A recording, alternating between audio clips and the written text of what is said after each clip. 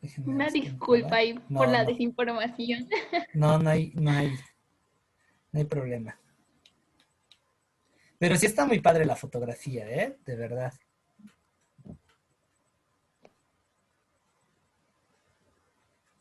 Bien, cuando tú lo dispongas, comenzamos. Ok, listo. ¿Ya les aparece a todos? Creo que sí, ¿verdad? Sí, gracias. Bueno, comenzamos. El Porfiriato 911. Obviamente nuestro héroe principal en esos momentos era José de la Cruz Porfirio Díaz Morí. Él nació en Oaxaca en 1830 y falleció en París en 1915. Él básicamente se encargó de dar inicio a una etapa de historia moderna en México y su gobierno se basaba en una dictadura personalista y paternalista. ¿A qué voy con esto? Que al ser una dictadura personalista, eh, él se refería a que tenía un régimen autoritario y al ser paternalista, de alguna manera les recortaba libertades a pues los demás individuos. Listo, ya podemos pasar a la siguiente. Ok.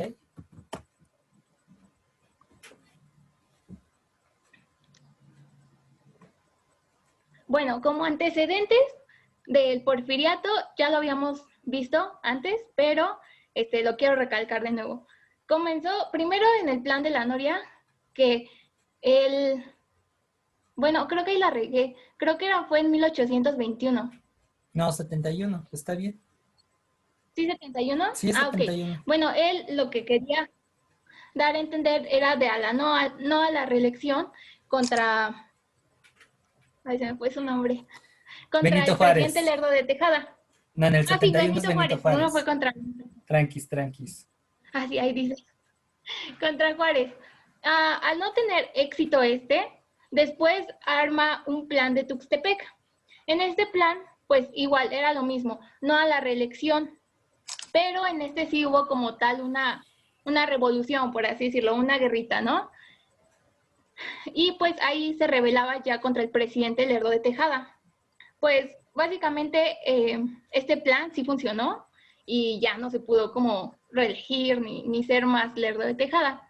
Pero pues Porfirio Díaz hizo fraude en la elección presidencial de 1876 y eso dio pues pauta a que facilitó su llegada al poder. Podemos pasar a la siguiente.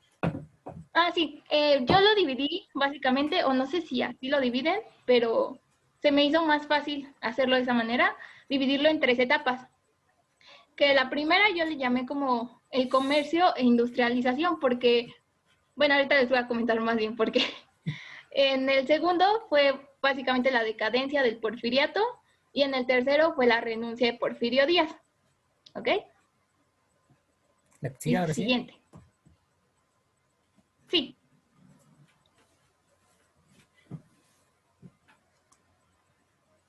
Bueno, en nuestro primer periodo de Porfirio Díaz comenzó en 1876, como ya lo había mencionado, después de la revolución de Tuxtepec, ¿ok?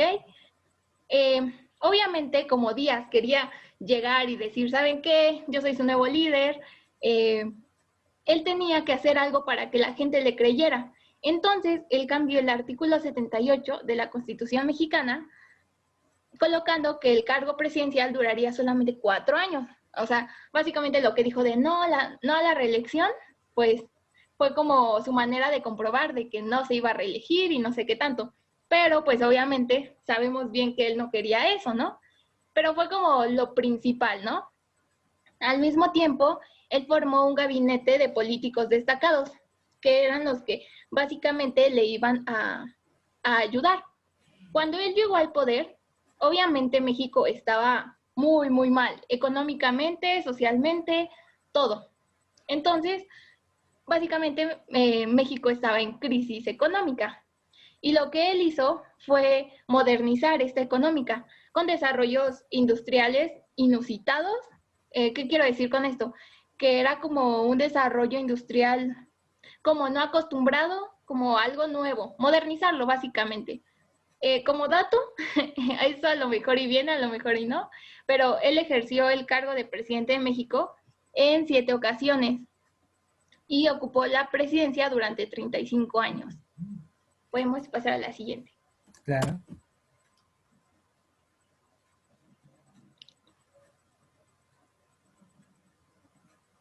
Bueno, como les decía, ahí para que, si son un poquito más visuales, les ayude esto.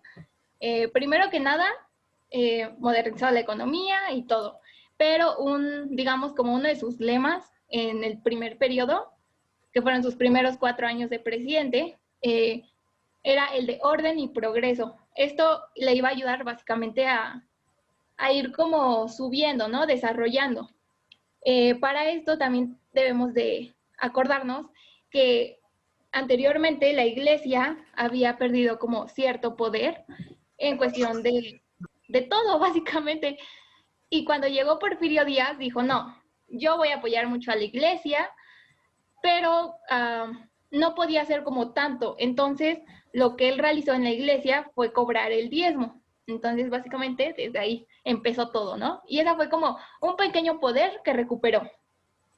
Otra cuestión es de que acudió a la represión y a la violencia en contra de sus opositores. Esto llevó también a de que no había libertad de prensa y realmente era, puedes hablar todo lo bueno de él, pero lo malo te tenías que callar o te mataba o iban muy violentos, la verdad. También algo que ayudó muchísimo en el desarrollo económico del país fue de que él construyó vías férreas y básicamente fue como que ahí como que la ganancia que tuvo en esos tiempos México, porque esto aumentaba obviamente el desarrollo industrial y por lo tanto el comercio. También él comenzó a crear carreteras, caminos, los ferrocarriles, básicamente era como los medios de transporte, los tuvo que comenzar a poner a trabajar de alguna manera y construir otros, invertir más que nada. Esto también nos llevó a que capitalistas mexicanos y extranjeros se convencieran de invertir en México. La construcción de vías de ferrocarril ayudó a aumentar el intercambio comercial, debido a que pues ya teníamos que capitalistas extranjeros pues venían aquí a México y todo, pues era nuestro medio de transporte. Podemos pasar a la siguiente, profe. Listo. Básicamente, en nuestro primer periodo se encargó de volver a México un país más desarrollado, ¿no? Pero pues en 4 años realmente no es como que pudo hacer la gran cosa. Pero aquí va lo importante.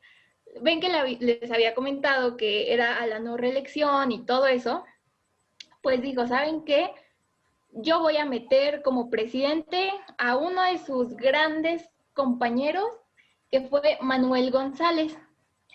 Y con él, obviamente, iba a asegurar el poder o poder reelegirse más adelante. Pero por lo pronto iban tranquilos, ¿no?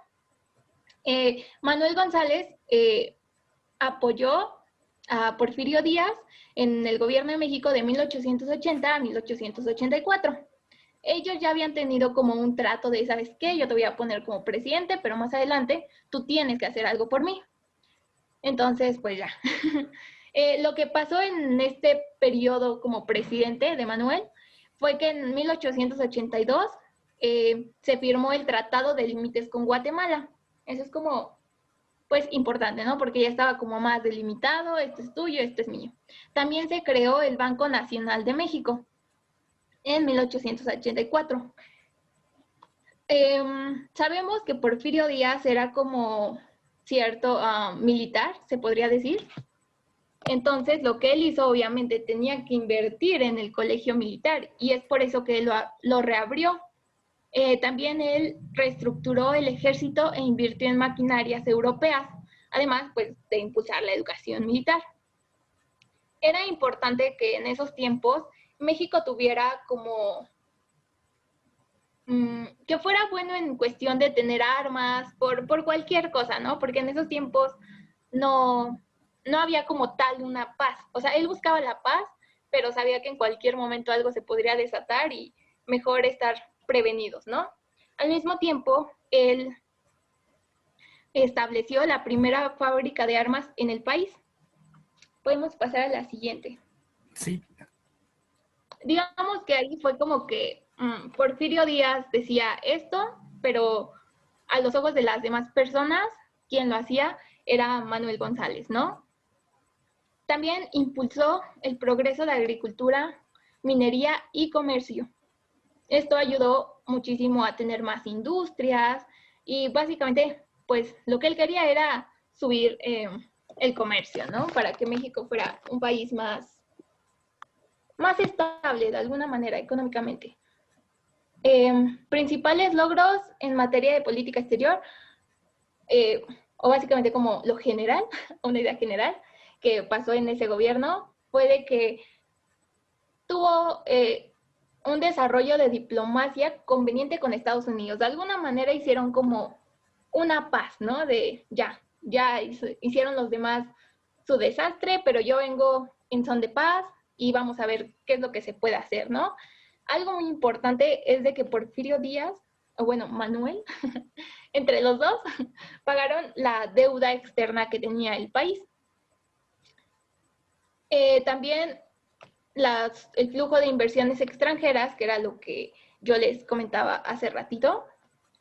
También fue reconocimiento de gobierno por parte de Estados Unidos, eso se dio en 1878, más adelante, con Francia y con Gran Bretaña, ¿no? Ya estábamos tranquilos, de alguna manera.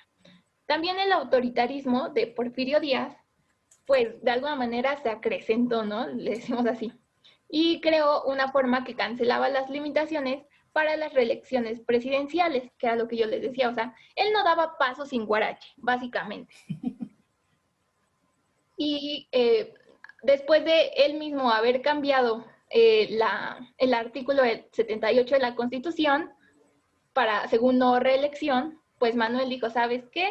Te regreso el poder de la reelección, ¿no? Y ya podemos pasar al siguiente.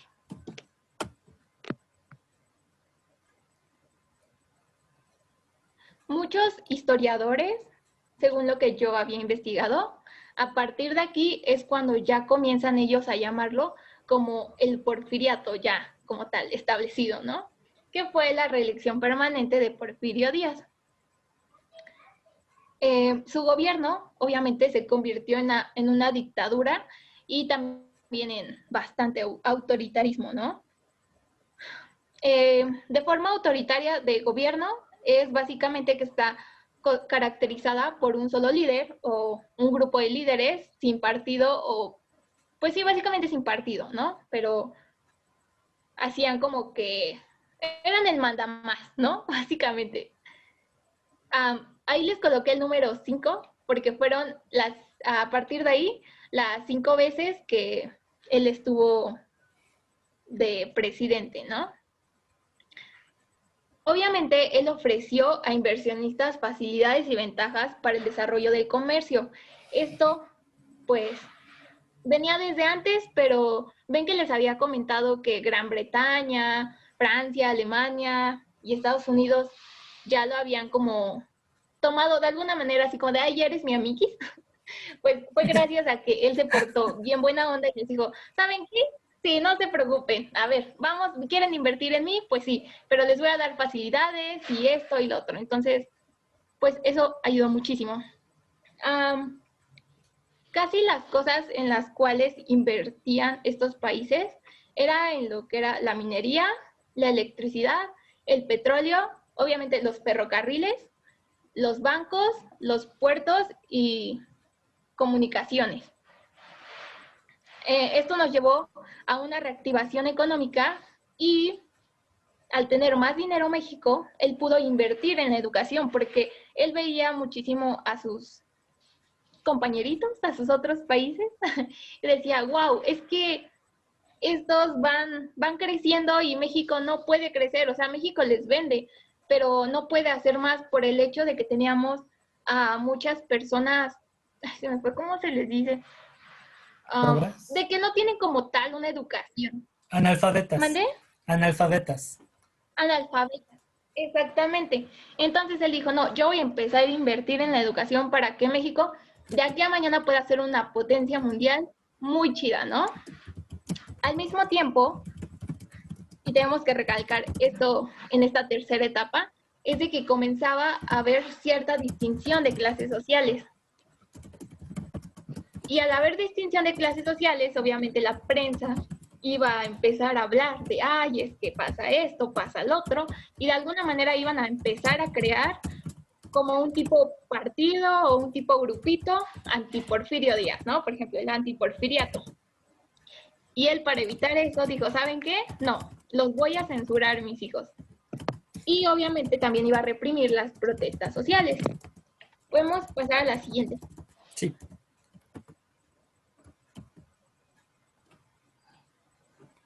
Bueno, obviamente hubo demasiada modernización en ese tiempo del porfiriato, ¿no? Y hacia 1884 la inversión extranjera era de 100,000 millones de pesos y para finales del porfiriato esta cifra se elevó 34 veces más. O sea, wow, lo que sea de cada quien, Porfirio Díaz fue malo, pero no tan malo y bueno, no tan bueno, ¿no? Porque reactivó la economía mexicana. Como al principio les había comentado, él comenzó a invertir. Bueno, lo que escribió el profe también es muy importante y se me olvidó comentarlo. Pero bueno, comenzó a invertir en medios de transporte. Y obviamente al tener más dinero, como les decía, comenzaron a integrarse nuevas actividades y espacios de diversión. Un ejemplo de eso fue la cinematografía.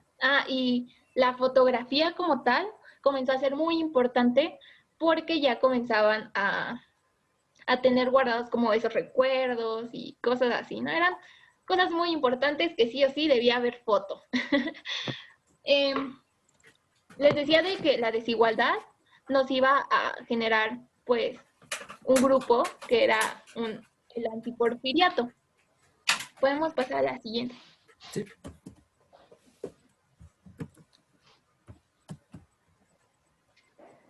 Bueno, obviamente no habían leyes que respaldaran a los obreros. Entonces, ¿quiénes tenían el poder de todo? Los inversionistas o los extranjeros, ¿no? Y pues los ciudadanos eran como de, bueno, más bien los obreros, pues no podían tener cierta ganancia o no podían a lo mejor crecer como tal. Primero porque ya fuera que fueran analfabetas o el mismo gobierno no se los permitía, a final de cuentas. Crecía, pero no permitía que sus ciudadanos crecieran al mismo tiempo. Esto nos lleva a que los obreros comenzaron a hacer huelgas y a lo mejor no tal como levantarse en armas, pero sí a alzar la voz. Hubo dos huelgas que son muy importantes, que es la huelga de mineros en Cananea, se encuentra en Sonora, y esa fue en 1906. Y la huelga de la fábrica de textil de Río Blanco, en Veracruz, esa se dio al año siguiente, en 1907. Pues obviamente muchos grupos políticos nuevos dijeron, ¿sabes qué? O sea, tú nos llegaste al principio y nos dijiste, ya no va a haber más reelección, esto y lo otro, ¿no? Y ahorita resulta que te quieres reelegir una y otra y otra y otra vez, o sea, no nos está gustando esto, ¿no? Entonces, pues él dijo, pues la verdad es que me vale, yo me quiero seguir reeligiendo, ¿no?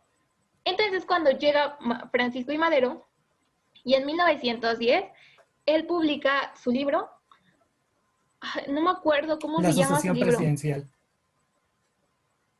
La asociación presidencial. Sucesión. Es que no lo anoté, perdón por eso. No, no te preocupes. Sucesión. La sucesión presidencial.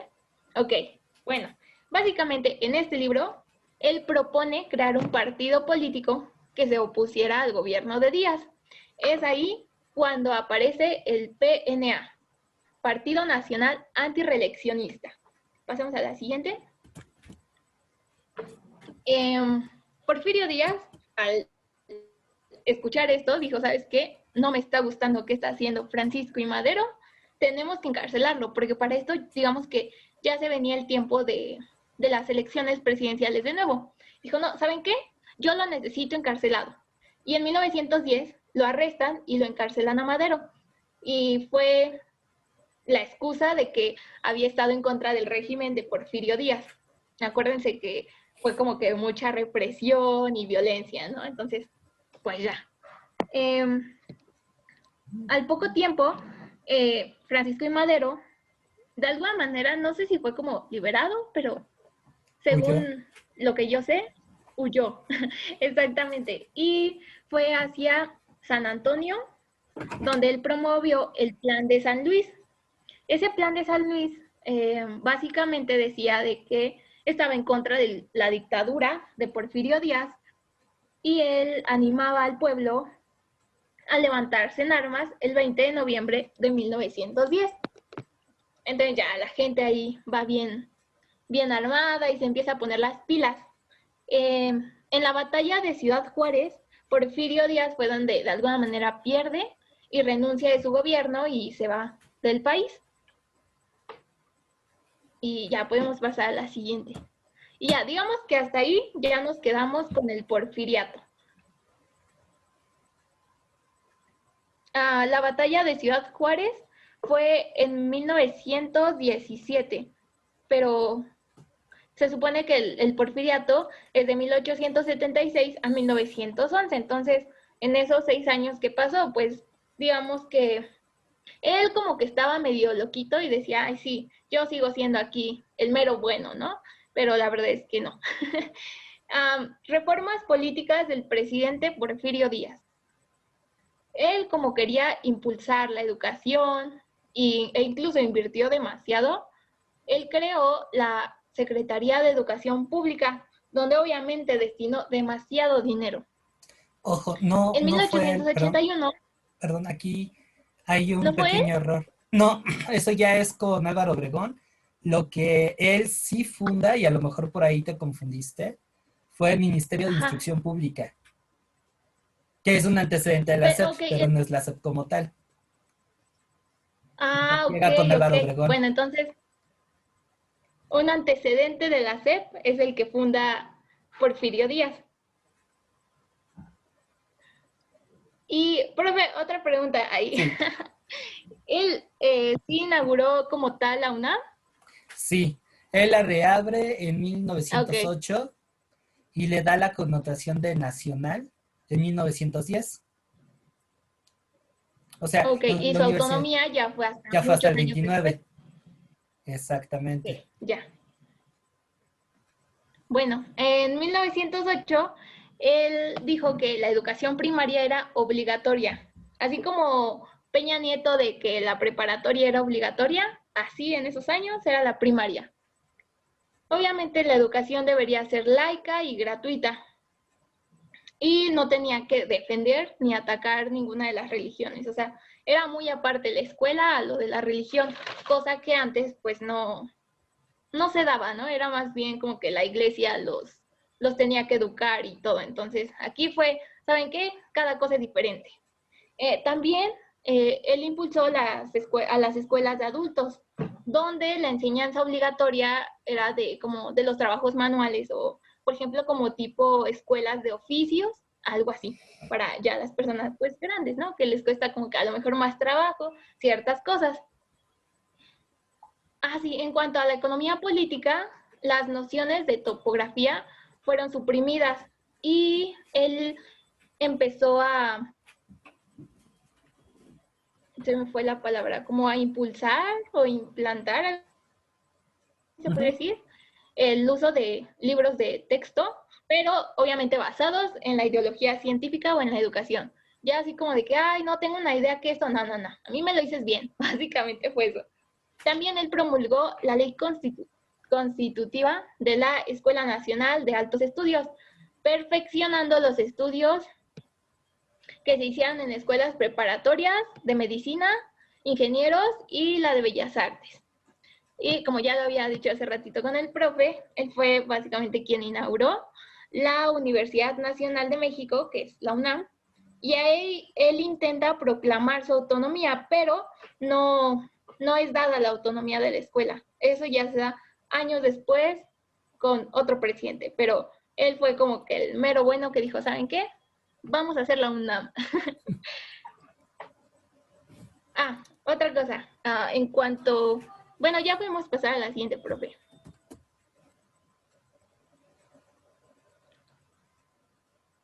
Esto puede servir como dato, más que nada, pero ya ven que yo voy a arquitectura y dije, esto de ley se los tengo que decir. Maravillas arquitectónicas del Porfiriato. Primero que nada tenemos al Ángel de la Independencia, que fue a finales del Porfiriato, ¿no? Bueno, sí, como en sus últimos años, ¿no? Y él lo que buscaba era exaltar la unidad nacional y rendir homenaje a todos los héroes de la patria, porque aunque no lo crean, como que él sí estaba impresionado de lo que habían hecho por México y todo eso, ¿no? El otro es el Museo Nacional del Arte. Dicen que está muy bonito, yo no he ido, pero pues quienes sí, qué padre. Y ese básicamente fue para celebrar los 100 años de la independencia de México. El otro es el Palacio de Bellas Artes. En 1904 fue donde se ordenó al arquitecto Adamo Boari la construcción de un nuevo recinto teatral, porque el anterior Teatro Nacional había sido demolido, pero wow, estaba precioso. Para esto, quiero decirles algo, Porfirio Díaz estaba como muy encantado de las obras arquitectónicas de otros países, ¿no? No me acuerdo bien si era principalmente Francia o algo así. A ver, ahorita a ver si lo encuentro, que creo que hasta lo escribí. Pero él estaba encantado, entonces quería convertir a México en algo muy padre, ¿no? En número 4 tenemos el bosque de Chapultepec, que fue básicamente el marco del centenario de la independencia de Díaz, y ordenó transformar este bosque en un parque urbano, así, al estilo inglés. Entonces, pues para que pudiera ser utilizado por las altas clases de la ciudad, ¿no? Los altos mandos, ¿no? Lucirse, básicamente. El 5 tenemos el Monumento de la Revolución.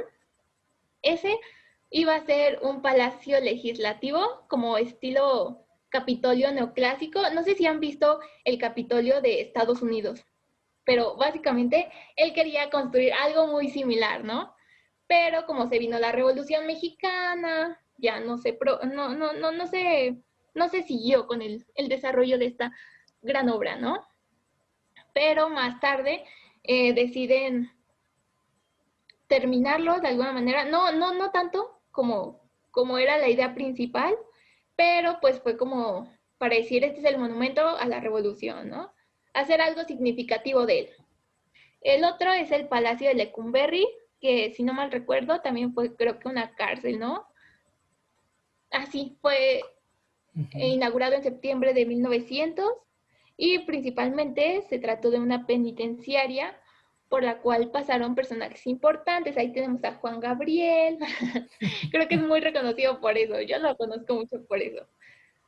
También tenemos nuestro Palacio Postal, que se dio en 1902, más o menos, y él ordenó, Porfirio Díaz, construirlo y sería inaugurado 4 años más tarde, ¿no?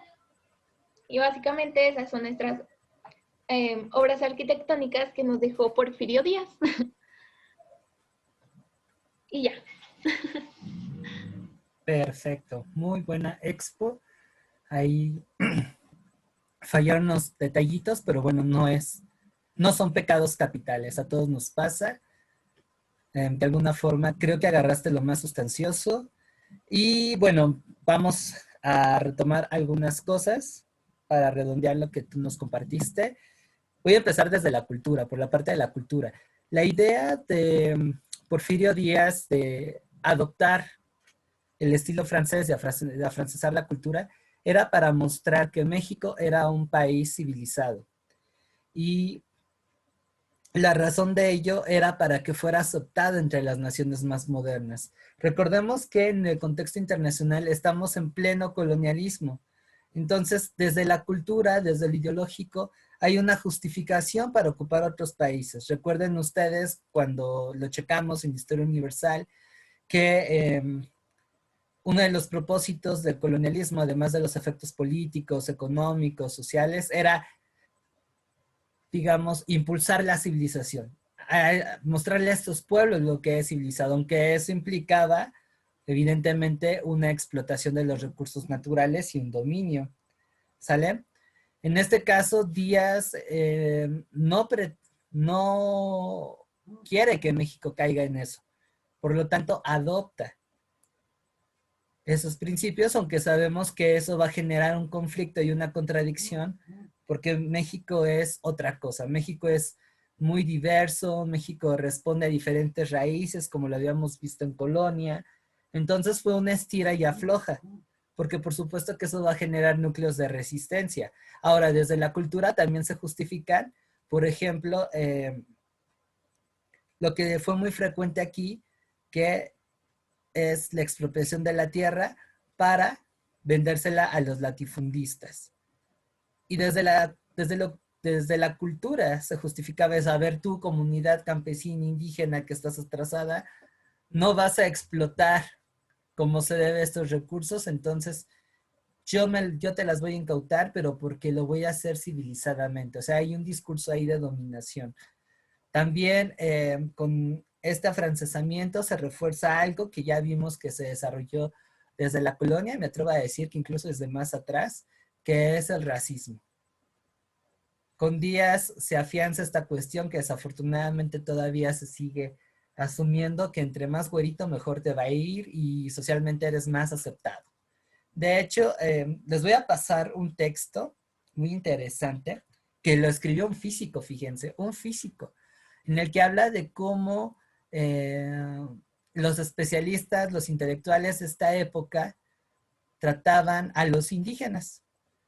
Y en los casos más tranquilos, era viéndolos como niños pequeños. O sea, algo que, reitero, se arrastra desde la colonia. No eran pares, no eran iguales. Entonces, eso nos pone a cuestionar. Reitero, estamos en historia, no todo lo tenemos que ver como bueno y malo. Tenemos que situarlo en su contexto. También no dejarnos seducir por la figura de X o Y personaje. Y sí, cuestionar, ok, orden y progreso, pero ¿para quiénes? ¿Hacia quién iban dirigidos estos beneficios, no? Y el hecho de cómo se interactúa desde la cultura de un colectivo que está en un papel dominante sobre el resto, pues ya nos lleva a entender lo que en ese periodo se entendía por orden y se entendía por progreso. ¿Sale? Así es que también eso nos lleva a evitar las nociones que traemos en nuestro entorno para transportarlas hacia el periodo histórico que estamos viendo. ¿Sale? Con la economía. Sí fue muy importante y la razón por la que lo hace se debe a que debido a los conflictos civiles que México viene arrastrando desde la consumación de la independencia, no tiene dinero. No, de hecho, Marx no va por ahí. Lo de orden y progreso es de Comte. ¿Sale, Jazmín? Sí, pero creo que Marx Ajá. había dicho algo así sobre que el progreso era solamente para las clases altas. Por eso Por decía que supuesto. había una Sí, clase de luchas sociales, ¿no? sí, sí. De hecho, él es uno de los que en su momento cuestionan esa idea de progreso. Recuerden que la idea del progreso forma parte de este bagaje ideológico que justifica tanto el liberalismo político como el liberalismo económico. Ergo, que va a fundamentar el capitalismo. Y eso es algo que hasta la fecha se mantiene. Porque ustedes quieren ingresar a la universidad para tener un mejor trabajo. ¿Para qué? Para tener mejores salarios. ¿Para qué? Para vivir mejor. Que si nosotros lo criticamos hasta el tuétano, no es más que obtener a través de nuestro trabajo un salario que nos lleve a consumir, lo cual eso no implica necesariamente que sea un progreso como tal. O sea, una cosa es que disfrutemos de los beneficios de lo que yo estoy produciendo, si es que nosotros somos los dueños de los medios de producción, diría Marx, y otra cosa es caer en esta ilusión, ¿no? Y reitero, eso más que deprimirnos es para definir mejor nuestras expectativas, no caer en estos enganches, ¿no? Y Marx, por ejemplo, eso lo cuestionaba. Decía, sí, el progreso únicamente se circunscribe en esta idea de acumulación de capital, de acumulación de bienes, de consumir más, que refuerza la mecánica del capitalismo. Pero eso no implica realmente que haya una justicia social. Y efectivamente, por eso él hablaba de la lucha de clases y la distribución de la propiedad a través de la colectivización para que todos tengamos esa igualdad, no solamente de oportunidades, sino de acceder a los medios que nos permitan vivir dignamente, ¿no? Pero como diría mi abuelita, eso ya es harina de otro costal, y qué bueno que tocaste ese tema, porque hablar de progreso, y reitero, abocando todas las políticas económicas que traía Díaz consigo, va en pos de consolidar el desarrollo del capitalismo industrial en México. Algo que se intentaba hacer desde la consumación de la independencia en la década de los 20 y 30, que se ve con más claridad con esta generación de liberales de las leyes de reforma, pero que con Díaz se afianza, o eso es lo que se pretende. Al no tener un capital propio, le va a apostar a la inversión extranjera, ¿sale? Y es, como lo comentó esta Ariadna, te vienes, yo te garantizo orden, te garantizo que no te voy a cobrar impuestos, una mano de obra sumamente accesible, le hace barata, y el ejército va a defender tus intereses. A cambio, tú me construyes infraestructura, tú me pones líneas de telégrafo, tú me pones vías de ferrocarril, tú me pones todo, ¿no? De hecho, hasta si ustedes hacen una lectura del espacio, el mismo ambiente te está diciendo qué es lo que se estaba priorizando, lo urbano. Y eso lo vemos ya que Ariadna sacó a colación la arquitectura en las colonias que fundó en Ciudad de México. Santa María la Ribera, Miscuac, La Roma. Y bueno, otras obras que llegó a hacer, como el Gran Canal, por ejemplo, que eso fue algo muy característico de Porfirio Díaz. Reitero, desde las costumbres, con Díaz se aboca también esta idea de la sanidad, de la higiene. Por ahí tengo un articulillo que leí en Historia de la Educación sobre cómo a través de la higiene y de las costumbres se trataba de generar un modelo de lo socialmente aceptado, ¿no? O sea, ahí con Díaz se comienza a ver como lo sucio, como algo degradante, y también conectándolo con las clases bajas, ¿no? Y la limpieza, la pulcritud como elementos de civilización, más que de salud, de civilización, ¿vale? Reiterado con lo de la economía, con las leyes, por ejemplo, de expropiación de bienes que se dan, no recuerdo bien si fue en 1882 o 1892, lo que se pretende es fortalecer la propiedad privada individual.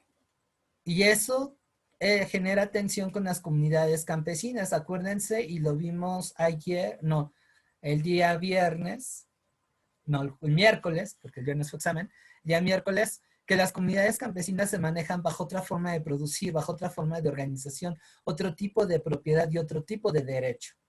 Con Díaz se impulsa todavía más el hecho de, a ver, papelito habla, tu pueblo, o sea, no sé qué, de no sé qué, no tienes un documento que avale actualmente que eres titular de esas tierras, entonces, en realidad la estás ocupando, no tienes derecho a estar aquí, yo te desalojo, fragmento esos terrenos y los vendo a quien tenga el capital.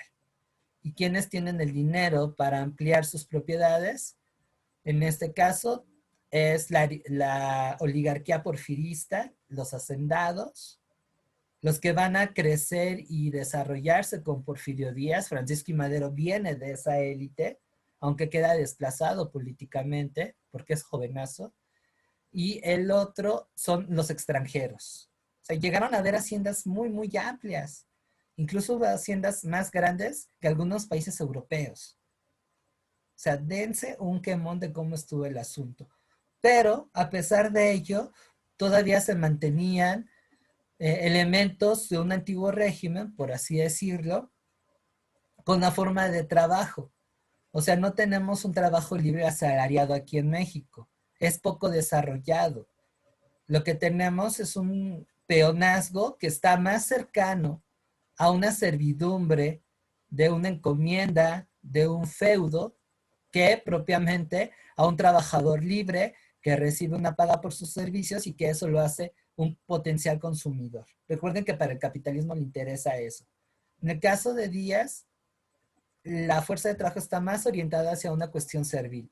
Y si nos vamos, por ejemplo, a provincias, y por aquí tengo gente que es del interior de la República, que yo recuerdo que sí, tú misma Ariadna en Toluca, la otra Ariadna en el Estado de México, si por aquí tengo más gente que no es de la ciudad, podrán ver que todavía se da ese eco en cómo se trataban los campesinos y en muchas ocasiones prácticamente el hacendado tenía potestad de vida o muerte sobre esas personas.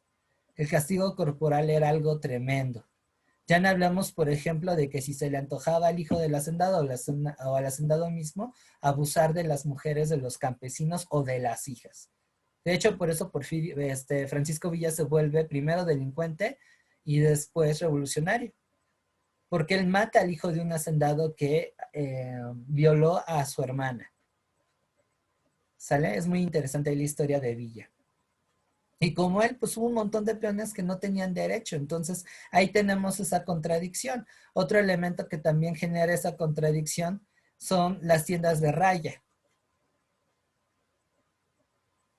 El pago era, te doy un cuponcito por tu jornada de trabajo, que era de 14 horas, y vas y me lo canjeas a la tienda de mi hacienda.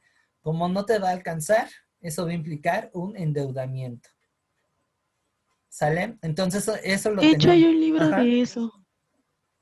Sí, se llama ¿Sí? México Bárbaro. De John Kenneth Turner. Está Es un muy... clásico. Sí, Sí, es buenísimo. sí, me lo mandaron a leer. No, si pueden, rífense ese trabajo. Es de los mejores del periodismo de la época. Y ahí evidencia estas contradicciones que les digo, ¿no? Y bueno, también eso ya nos está llevando de la mano del por qué está ya una revolución mexicana. Entonces, eso en cuanto a la economía y a la política, pues no sé si alguna vez llegaron a ver El Padrino, esta película fabulosa dirigida por Francis Ford Coppola, que está basada en las novelas de Mario Puzo. Si no, véanlas, está de lujo. Ahí más o menos se ve, obvio con sus distancias, pero es una bonita forma de cómo Díaz va a gobernar. Recuerden el contexto, muchas guerras civiles, proyectos de nación encontrados, a pesar de que por ahí hubo un Benito Juárez que intentó poner orden, al final eso, su interés en mantenerse más en el poder generó también inestabilidad. Entonces, pese a que los liberales ganan en el 67, bueno, los republicanos ganan en el 67 al Segundo Imperio y destruyen a los conservadores, eso no indicó que realmente el país estuviera en paz. Entre los mismos liberales se agarraban del chongo. Y Díaz ahí fue el ganón, haciendo una lectura muy oportuna. No soy fan de Díaz, pero sí le reconozco eso. Tenía una genialidad política impresionante. Entonces lo que va a hacer él es combinar la conciliación y la negociación con la represión. En su gobierno va a involucrar tanto a liberales como a conservadores, pero va a hacer que estas figuras dependan de él. O sea, él va a ser como el padrino, va a ser el hombre más fuerte. De él depende la autoridad y el poder de los demás. Y para evitar que haya un posible opositor, hace que se peleen entre ellos. Y él termina saliendo como mediador. Con la Iglesia Católica, por eso llegó a esa sesión de derechos. Porque reconoció que tenía todavía mucho peso e influencia. Dijo, a ver, yo quiero gobernar en paz. No te puedo dar todo porque eso sería ir contra la revolución, pero sí cedo en los diezmos, sí cedo en educación privada, específicamente en la educación religiosa, que es uno de los mayores business de la iglesia.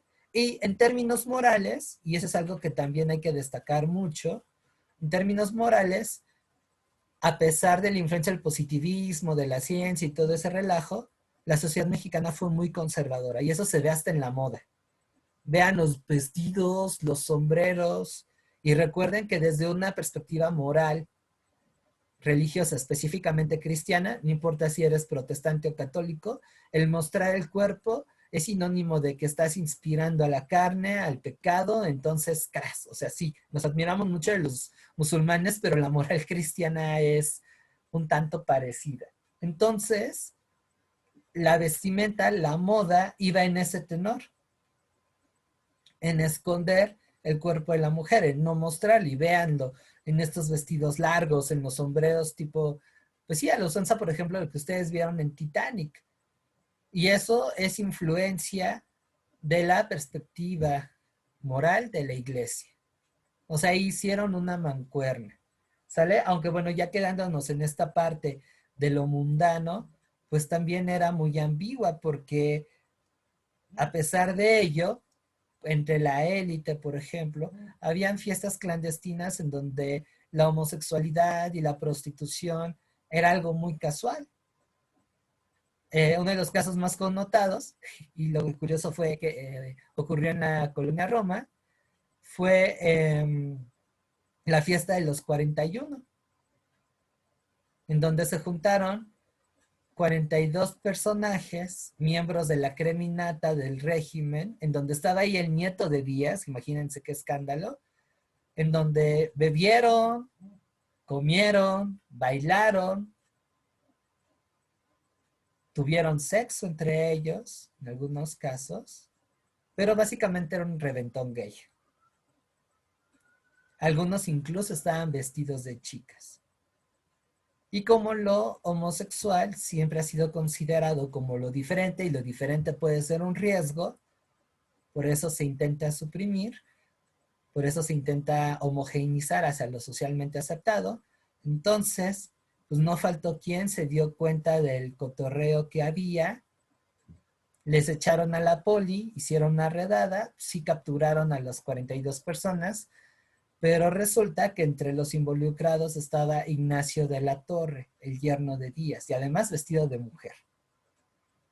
Entonces, para evitar que hubiera un escándalo tipo Pati Chapoy, por eso pusieron lo del 41.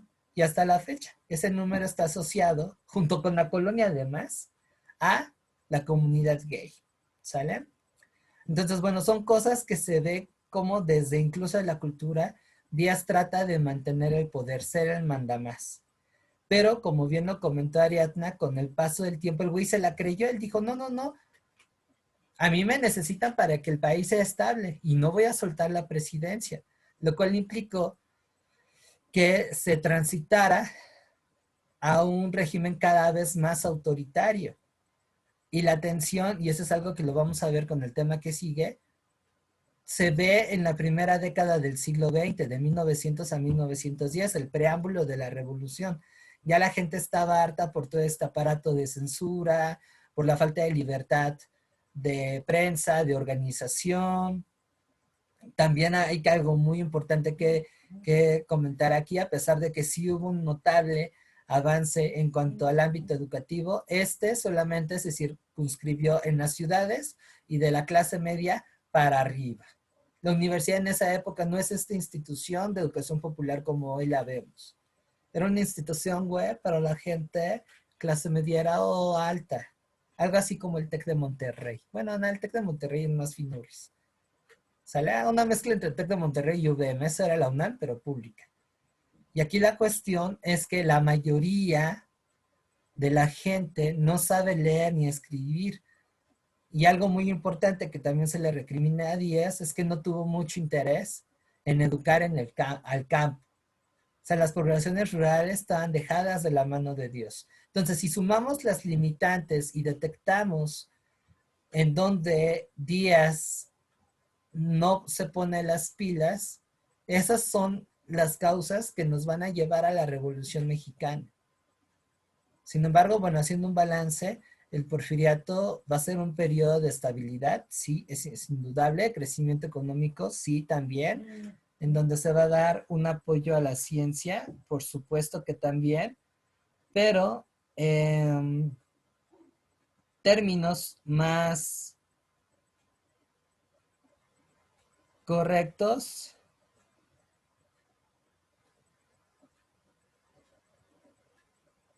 no, no va a ser para todos. ¿Sale? ¿Dudas hasta aquí?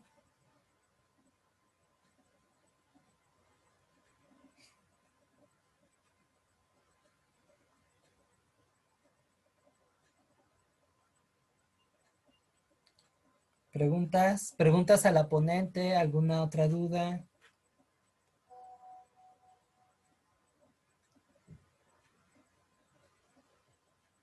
Como decía Eugenio Derbez, pregúntame. Exactamente.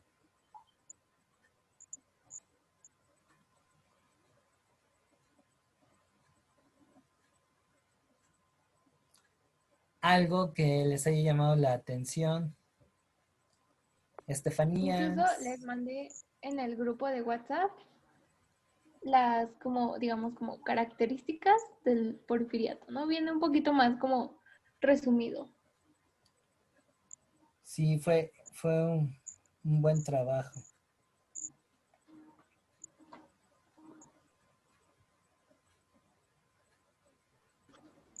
Yo solo quiero comentar que me Ajá. gustó mucho la exposición. Creo que expone muy bien.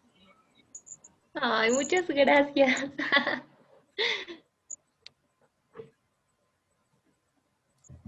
Sí, la verdad es que estuvo muy, muy buena.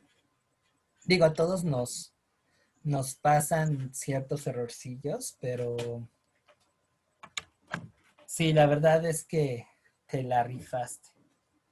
Creo que fue muy, muy buena exposición. Denme unos minutos, porque acabo de recibir Sí. nuevo material para la expo que viene. No sé si antes quieran comentar algo.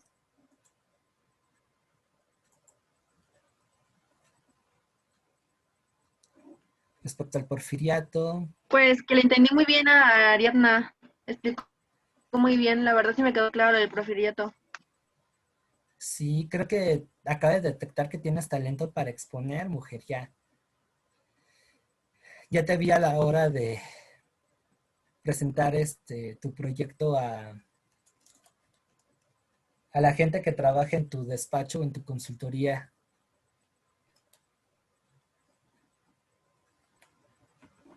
Yo tengo una duda. Adelante. El... Hubo una entrevista que le hicieron a Díaz, pero no sé si eso es antes o durante la revolución. Antes, en la entrevista a Díaz Krillman. Ah,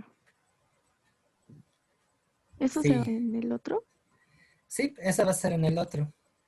Denme unos Ah, segunditos ok, entonces en lo que me callo. jalo de mi celular el nuevo documento. Ojalá que se pueda. Y bueno, por ahí hay un libro que se los recomiendo mucho. Según yo me lo bajé, pero pues la verdad no me acuerdo bastante bien de eso. Pero es un libro que vale la pena checar. Se llama Porfirio Díaz, de Carlos Tello Díaz. Es a mi gusto una de las mejores biografías de Don Porfirio. Por ahí hay otra muy famosona que es la de Enrique Krause. Tiene una colección de biografías que se llama Biografías desde el Poder. Pero la perspectiva de Krause es muy pro gobierno, entonces no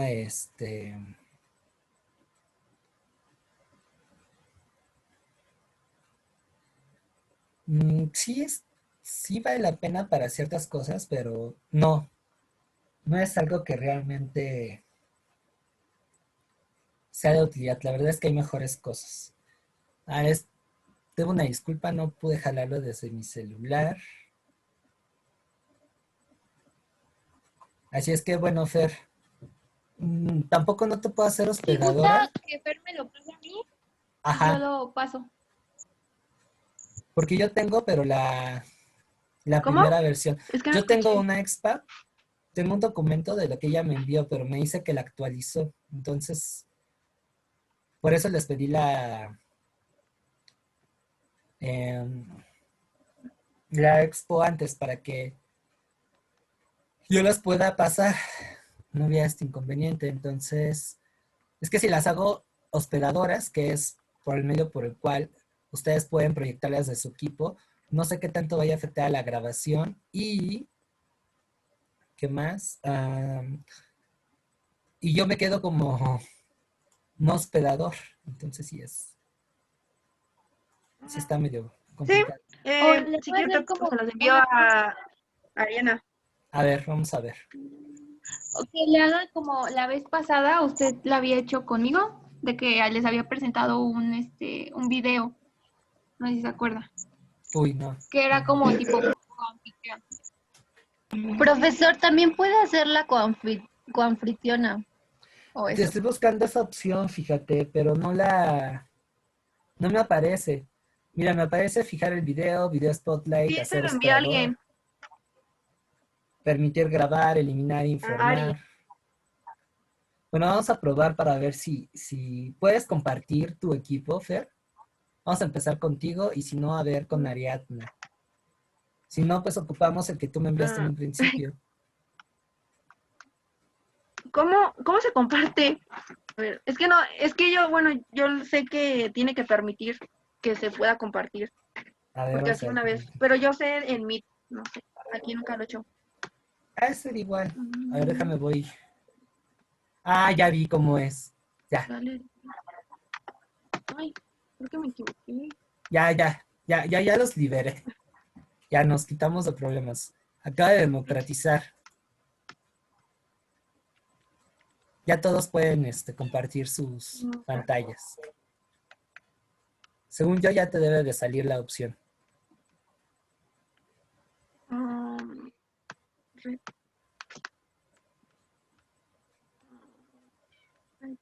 no. Ay, no sé cómo. Ah, mira, aquí abajito. Ah, ya estás. Mm, Creo que ya ¿No es pude. esa? Ah, ya, ok.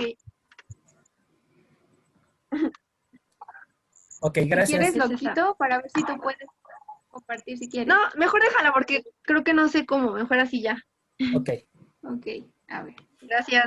gracias y perdonen por las fallas técnicas.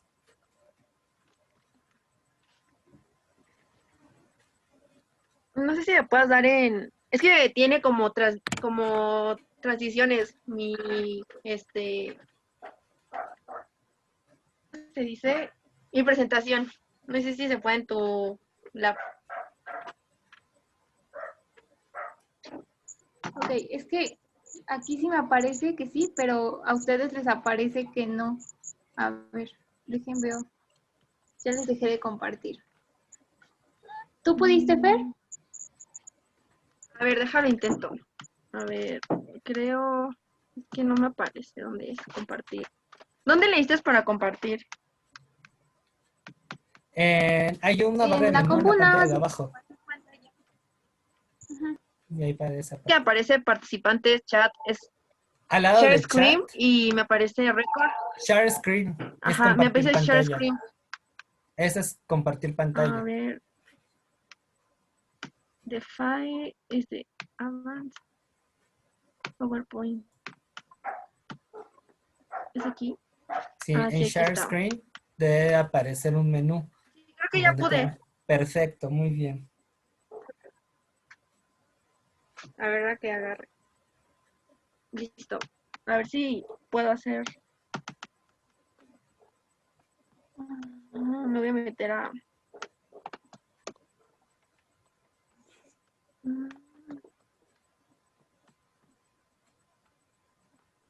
No sé por qué no aparece, pero bueno, yo le puse como transiciones, pero no sé por qué aquí no me deja. Pero tiene. Bueno, mi tema es la Revolución Mexicana. ¿Por qué se dio la Revolución Mexicana? El conflicto armado que se dio entre 1910 y 1917 se inició como una lucha en contra de la perpetuación en el poder de general Porfirio Díaz, pero derivó en una guerra civil entre facciones que luchaban por la autenticidad revolucionaria. Diferentes grupos que tenían como bandera derechos políticos y sociales se unieron con este objetivo, pero luego llevaron a cabo una guerra de guerrillas a lo largo de una de las épocas más convulsantes para México, que dejó más de 1 millón de muertos. Pese a ser una cuenta lucha por el poder, también tuvo frutos positivos. Una de las causas de la Revolución Mexicana. En 1910, el gran enemigo común de la revolución era Porfirio Díaz, como pues ya hablamos del porfiriato. Después del porfiriato se dio la Revolución Mexicana.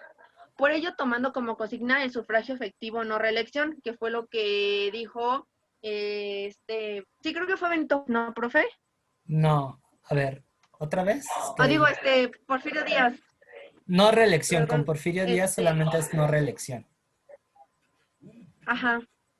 El político liberal Francisco Ignacio Madero, llamado a levantarse a la población para expulsar a poder Porfirio Díaz. O sea que Ignacio Madero era como el que hacía, bueno, el que juntaba a la gente para formarse la revolución. O sea, fue porque estaban en contra de Porfirio Díaz. Digo, y entonces Madero hizo que todos los pueblos, así como en la independencia que eran los de las clases sociales bajas, así Ignacio Madero juntó a toda la gente para que hicieran una lucha contra Porfirio Díaz.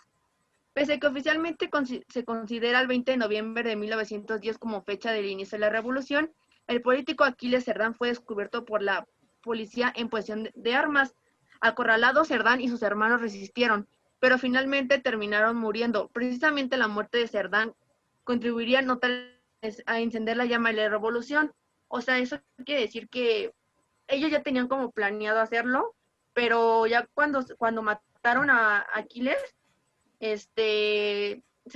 fue cuando más se dieron, bueno, quisieron y dijeron, no, pues ahora con más razón vamos a hacer que la Revolución Mexicana se haga. Entonces, ellos, el 20 de noviembre de 1910 es la fecha de la Revolución Mexicana.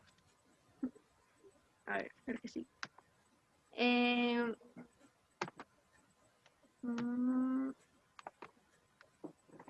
Victoriano Huerta.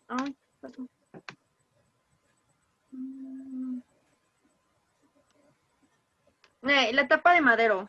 El levantamiento de Francisco Ignacio Madero animó a otros líderes a sumarse a la causa contra Porfirio Díaz. Cabe destacar los nombres de Emiliano Zapata, Pancho Villa, Pascual Orozco y Álvaro Obregón. Ante el empuje de los revolucionarios, o sea, ellos, Emiliano Zapata, Pascual Orozco y Álvaro Obregón fueron revolucionarios. Y Porfirio Díaz no pudo resistir, o sea, como que se rindió, dijo, no, pues ya no pude. Y el 25 de mayo de 1911 renunció a su reelección como presidente de México. Finalmente, Francisco Ignacio Madero resultó elegido presidente, ascendiendo al poder un 6 de noviembre de 1911. El gobierno de Madero trató de dar respuestas a las demandas sociales de los mexicanos. Sin embargo, se topó con la oposición y los enfrentamientos de otros líderes de la Revolución Mexicana. Mientras Zapata reclamaba amplias reformas agrarias, Orozco reivindicaba profundas reformas sociales. En medio de estos enfrentamientos respaldados por las fuerzas de Pancho Villa, Madero logró conservar el poder durante 2 años frente a la precisión de las fuerzas de Zapata y Orozco. No obstante, después de 10 convulsos días de golpe de Estado, denominados la Decena Trágica, Madero abandonó el poder en febrero de 1913. Días después terminó siendo asesinado. Bueno, eso quiere decir que en la etapa de Madero hubo varios, ¿cómo se puede decir? Como enfrentamientos, o sea, y en esos enfrentamientos que él estuvo como presidente, había muchas personas que no estaban como a favor de él y estaban en contra, porque tenían como ideologías distintas a las que él quería. Y en esos fue Orozco y Zapata, porque Orozco, él se quería profundizar en las reformas sociales, o sea, él era más social, y Zapata reclamaba las amplias reformas agrarias, o sea, Zapata como, bueno, lo que yo leí, era, como él no era él era de un pueblito, creo que era de Sonora, bueno, era de allá. No, de Era un Morelos. pueblito. Sí, De cierto, Morelos. perdón, de Morelos. Pues él estaba como ayudando a su pueblo y allá era más lo agrario. Entonces él quería reformas que a su pueblo los ayudara más. Orozco, como quería profundizar más las reformas sociales, era más lo social. Entonces, como ellos tenían ideologías diferentes, igual Madero no tenía las mismas ideologías, él no duró mucho en el poder por las represalias de Zapata y Orozco. ¿Por qué? Porque como Madero no estaba de acuerdo con lo que ellos querían,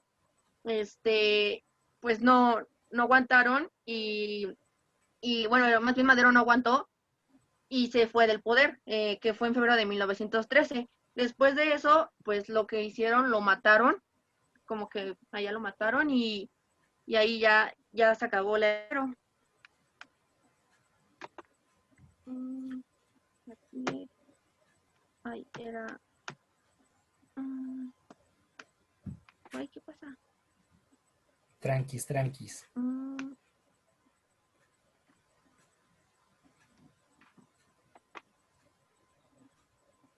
No sé por qué no se ve el de Huerta. Victoriano Huerta en el poder. Después de Francisco Madero llegó Victoriano Huerta. Con la salida del escenario de Madero, Victoriano Huerta ascendió a la presidencia de México. Sin embargo, Huerta se encontró en un fuerte rechazo y tildado por los usurpadores por quebrar el orden constitucional, se enfrentó a un levantamiento del ejército constitucionalista, encabezado por Venustiano Carranza, poniendo en marcha el Plan de Guadalupe. Un aclarado Victoriano Huerta no tuvo más remedio que dejar la presidencia, o sea, se rindió.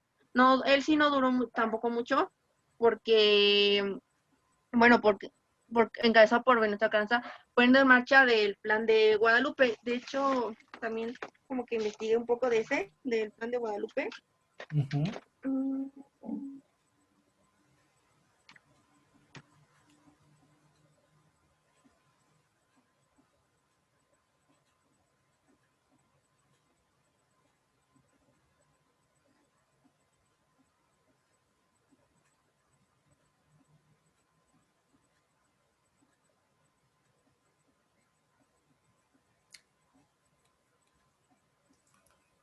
¿Sigues ahí, Fer? Sí, profe. Ok, no te preocupes. Es que tengo dudas sobre eso del Plan de Guadalupe. Ok, No sé mira, si me quisiera ayudar. Sí, claro. El Plan de Guadalupe va a ser un documento con el cual Venustiano Carranza va a mostrar su oposición a la dictadura de Huerta por considerarla ilegal. Eso es lo que le va a dar inicio a la etapa constitucionalista. La justificación es: yo me levanto en armas porque estoy defendiendo a la Constitución y estoy combatiendo la ilegalidad del régimen. Entonces, por eso, a partir de ese momento, el ejército revolucionario va a ser conocido como ejército constitucionalista, o por lo menos la facción que va a dirigir Carranza, quien va a ser llamado primer jefe de la Revolución Mexicana. Cabe aquí señalar que, bueno, hubieron otros grupos armados en contra de Huerta que no les gustó para nada que de buenas a primeras Carranza obligara a los demás a elegirlo como primer jefe. Ahí tienen el caso del Ejército Libertador del Sur de Emiliano Zapata y la División del Norte de Francisco Villa. Y tómenlo muy en cuenta porque eso es lo que más adelante va a ayudarnos a entender por qué la revolución tiene broncas internas y se da la lucha de facciones.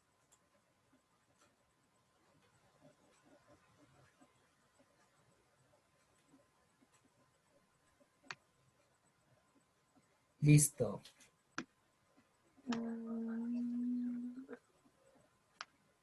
Bueno, había dos grupos que eran los constitucionalistas contra los convencionistas.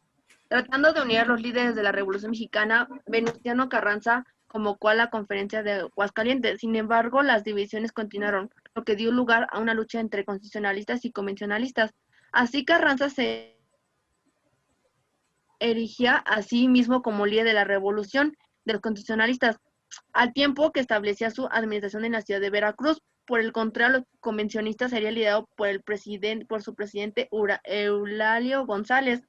Una larga y sangrienta guerra civil asoló México. Hasta noviembre de 1916, finalmente, el resultado de tan prolongada lucha resultó favorable a los constitucionalistas de Carranza.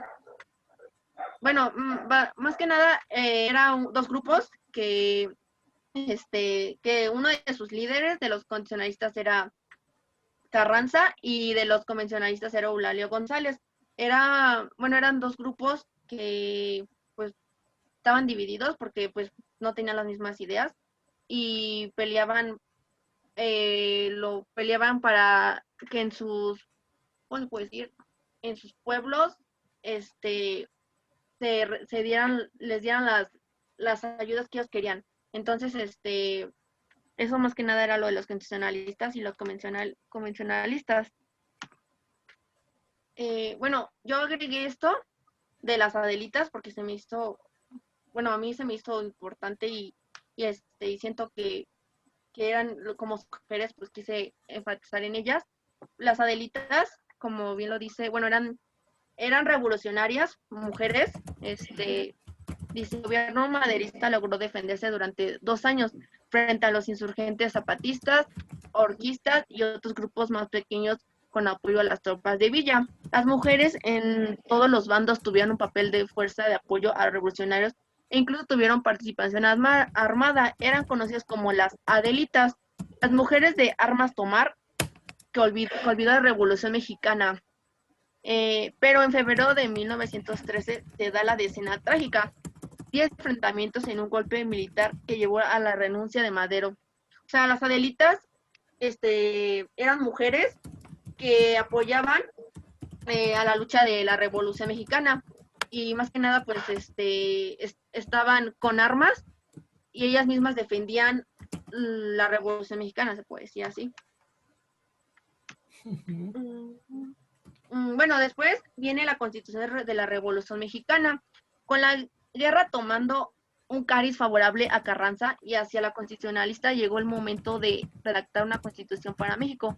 Precisamente la Constitución mexicana marca el final de la etapa de la Revolución Mexicana. Entre los elementos más importantes que recogía la Constitución de 1917 se encuentran los siguientes: derechos y libertades individuales para todos los mexicanos, fin de la esclavitud, la educación de carácter laico, fortalecimiento de los derechos de los trabajadores, libertad de credo con expresión limitada a domicilios privados y templos religiosos, reparto de las tierras, nacionalización de las propiedades de la Iglesia. México se conformaba como un país democrático y con un modelo de Estado de República Federal. Separación de poderes, o sea, separó el Ejecutivo, Legislativo y Judicial. No obstante, los enfrentamientos no terminaron con la Constitución de 1917 y en los años siguientes los más destacados líderes de la revolución fueron asesinados. Prueba de ello son la muerte de Pancho Villa, Álvaro Obregón, Emiliano Zapata y el propio Venustiano Carranza. O sea, la Constitución de la Revolución Mexicana quería impulsar, que es la que actualmente tenemos, la de 1917, quería impulsar el fin de la esclavitud, que como lo venía diciendo el maestro en clases anteriores, la esclavitud entre los negros, que fue la época colonial, ellos ya querían definitivamente que se acabara. Ya querían hacer a un lado la iglesia, ya no querían que la iglesia tuviera con el gobierno, o sea, que el gobierno fuera muy aparte de la iglesia y uno de los querían, aquí hablaban mucho del fortalecimiento de los derechos de los trabajadores, querían apoyar las horas de los trabajadores, que tuvieran más oportunidades de crecer y que ellos mismos pues no hubiera tanto jornada más de las 8 horas y y si se quedaban hubiera tiempo extra. Luego decía, aquí también el reparto de las tierras y nacionalización de las propiedades de la iglesia. O sea que, bueno, lo que yo había leído también era de que si tú como campesino tenías no era tu tierra, pero tú la cosechabas, la cuidabas, fuera tuya, y no que los patrones o los de la clase alta, que eran los burgueses, como se decía en Historia Universal, no porque si ellos no la cuidaban o no la atendían, pero tenían alguien que la hiciera, no fuera forzosamente de los de la clase alta, sino de quien quien la trabajaba y quien la cuidaba. Entonces, eso fue una de la Constitución de 1917 que promulgó que si tú como campesino, esa tierra, tú la cuidabas, tú la regabas y la atendías, fuera tuya y no de tu patrón o de la persona. O sea, es lo que ellos querían promulgar y eso fue una de las razones también porque muchos de los revolucionarios pues eran eran campesinos y todo eso. Y el otro era la separación del poder legislativo y judicial. Y ya después, pues, todos esos constitucionalistas o revolucionarios, pues obviamente lo daron y pues murieron. Y ahí fue como el fin de la revolución. Y luego hablamos de la economía y la revolución, porque pues como había dicho el maestro, cada que hay una revolución o algo, la economía del país pues no es muy buena. El estallido de las hostilidades en México tuvo importantes efectos sobre el trabajo. En este sentido, el tamaño de la mano de obra se redujo como consecuencia del servicio militar, las muertes o simplemente por la huida de las zonas de conflicto. No obstante, en los núcleos industriales más importantes del país seguían existiendo una importante oferta y demanda de trabajo. Respecto a la mano de obra, la Revolución Mexicana se caracterizó por importantes reivindicaciones laborales de los trabajadores, especialmente en lo relativo a los salarios. Así se crearon sindicatos de trabajadores, como por ejemplo la Casa del Obrero Mundial. En aquella época la mayoría de los mexicanos vivían en condiciones muy precarias. Y, o sea, que quedó después de la revolución, o sea, la economía no fue muy buena.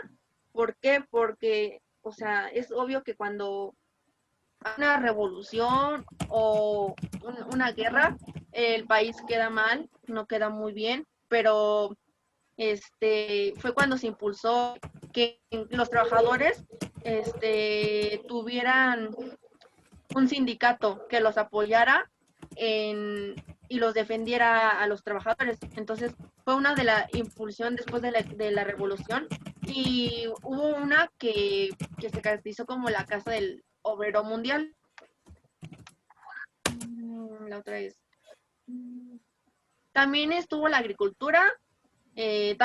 Bueno, la agricultura, que fueron los campesinos, también sufrió importantes cambios, porque como les dije, ellos luchaban, eran los revolucionarios eran por regular campesinos y ellos luchaban. Entonces también sufrió un importante cambio, pues en el norte se apostó fuertemente por cultivos como los garbanzos y el algodón, mientras que en el área del centro-sur del país, las cosechas de tipo comercial dieron paso al cultivo de productos alimenticios de primera necesidad, como el maíz y los frijoles.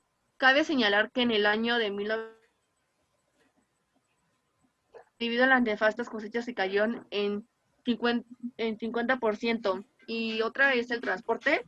El ferrocarril era esencial para el comercio y para el abastecimiento de la población. No obstante, las vías férreas fueron acaparadas para usos militares. De ahí que el ferrocarril fuese saboteado como parte de los enfrentamientos bélicos. Otro de los problemas de los problemas relacionados con el transporte fue la proliferación del mercado negro. Ahora bien, con la llegada de nuevas mejoras técnicas en los transportes, se comenzó a emplear aviones y camiones. Otras consecuencias de la dificultad de transportes fue las áreas industriales de México. Sufrieron la recesión en 1913, y en 2 años siguientes esta situación nos solventó hasta 1916, cuando se recuperaron los niveles de producción. Tampoco hay que olvidar el crecimiento experimentaron fuertes de energía y la energía eléctrica. El transporte ferroviario, como nos ha dicho Ariadna, lo impulsó, bueno, lo había hecho uno de Porfirio Díaz, pero pues como él ya no estaba en la presidencia, pues siguió eso del ferrocarril, y hubo los militares, lo usaron para su uso personal, o sea, ellos mismos se lo quedaron y dijeron, no, pues va a ser como para nosotros. Entonces, como que mucha gente no estuvo de acuerdo, porque pues decían que era como para el pueblo, para todos, o sea, para que lo ocupáramos. Entonces hubo como enfrentamientos porque los militares lo querían para ellos, apropiárselos. Y entonces también ampliaron lo de los aviones y los camiones, o sea, fue cuando se empezó a ver más aviones, más camiones, o sea, era como, no sé, a lo mejor en ese tiempo nada más había ferrocarriles, pero después ya implementaron los camiones que puede hacer que te llevaran de un estado a otro, de un pueblito a otro. O sea, tal vez sí tardaban, no es como ahorita que pues hay un montón, no sé, aquí en la Ciudad de México hay un montón de bases de camiones, paraderos y todo eso. Y a lo mejor en ese tiempo pues solo había un camión o dos y tardaban y hacían escalas en muchos pueblitos, pero fue implementado, o sea, ya nada más existía el ferrocarril, existían los camiones. Los aviones también fueron como otra implementación, pero también era como de, a lo mejor eran como en lugares como importantes, como por decir aquí, ahorita está uno así de México está en el aeropuerto de Benito Juárez, es uno, y también quieren implementar el Santa Lucía, no sé cómo vaya ¿Cómo vaya este está? tema, y ajá, o sea, no sé por qué pues tampoco sabemos si conviene o a lo mejor el lugar no es apto para para hacer un aeropuerto, pero bueno, eso ya lo dieron ellos, el gobierno, y en ese tiempo pues fue como cuando empezaron a implementar los aviones, y pues sí, también había uno, dos, y no cualquiera lo usaba, porque también de eso, que no cualquier persona usaba un avión, por regular las personas que usaban aviones eran personas de la alta, personas que tenían el dinero para poder usar un avión. Las personas de clase baja no lo usaban. Ellos seguían usando, a lo mejor ellos nada más usaban el camión, que pues era para lo que les alcanzaba. Y las otras eran las consecuencias de dificultades de transporte. O sea, ellos lo implementaron y hasta 1913, bueno, fue el área de industriales de México que sufrió la recesión en 1913. Esta situación no se solventó hasta, o sea, no fue luego que dijeron, ya se va a hacer los camiones, ya los vamos a implementar. O sea, tardaron años para que esto se diera, porque pues no es como que un camión lo vas a manejar y lo vas a poner, o sea, tienes que checar todo lo que tiene, tus llantas, el aire, como la gasolina, todo lo tienes que checar para ver si funciona, porque no puedes como que, si te descompone en tal lado, ¿qué vas a hacer? Entonces tienes que tener una planeación para ver si es adecuado o no, poner los camiones, los aviones. Los efectos de la revolución fueron terriblemente duros en el sector financiero, o sea, en el dinero, en lo monetario. Así pues, el desmoronamiento de las bancas en 1914 empeoró en los años de 1915 y 1916, pues no había una autoridad bancaria. El Banco Constitucionalista aprovechó las circunstancias, pues al estar en posesión de los núcleos comerciales del país, pudo financiar su campaña militar. Por último, cabe destacar que tras la aprobación de la Constitución Mexicana de 1917, el económico de México situó en una posición de importantes dependencia con respecto a la economía de los Estados Unidos, y las actividades como la agricultura, la ganadería o la minería se basaban todavía en sistemas feudales, mientras que las ciudades los obreros eran explotados sin que tuvieran derechos laborales básicos. O sea, a raíz de que, o sea, sí se hizo la Constitución de 1917, y ellos la redactaron y la planearon. Por eso digo que una cosa es que tú lo digas, lo escribas, y otra cosa es que lo cumplas.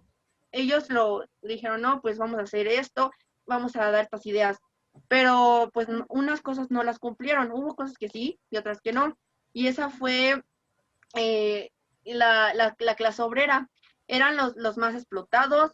Bueno, hasta la fecha creo que la paga es el mínimo, son los que más trabajan, los que más hacen todo, y pues no les pagan bien, y siento que si ahorita en la actualidad les pagara, o sea, imagínense en este tiempo, pues menos, era más explotado, y aunque ellos hubieran hecho una constitución y lo hayan proclamado y han dicho, no, pues se va a hacer esto y esto a los trabajadores, seguían algunas cosas que a ellos los afectaban.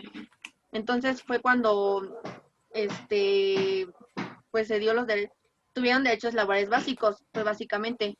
Y lo de la revolución bancaria, o sea, lo del dinero, en ese tiempo, después de eso, en el año 1915 y 1916, pues hubo como que no estuvo bien, porque no había quien estuviera al mando de eso, del dinero. Entonces, hubo los constitucionalistas, que era un grupo, pues se aprovechó obviamente de que no había quien estuviera ahí o quien estuviera al pendiente del dinero, y pues ellos tomaron posesión de los núcleos comerciales del país. y pudo financiar mejor su campaña militar. O sea, ellos apoyaban mucho a los militares. O sea, los apoyaban sus ideas, todo lo de ellos lo apoyaban. Y estaban de acuerdo de que pues ellos fueran importantes, su campaña. Entonces, con el dinero que hicieron del sector financiero, pues aprovecharon y apoyaron las campañas de los militares.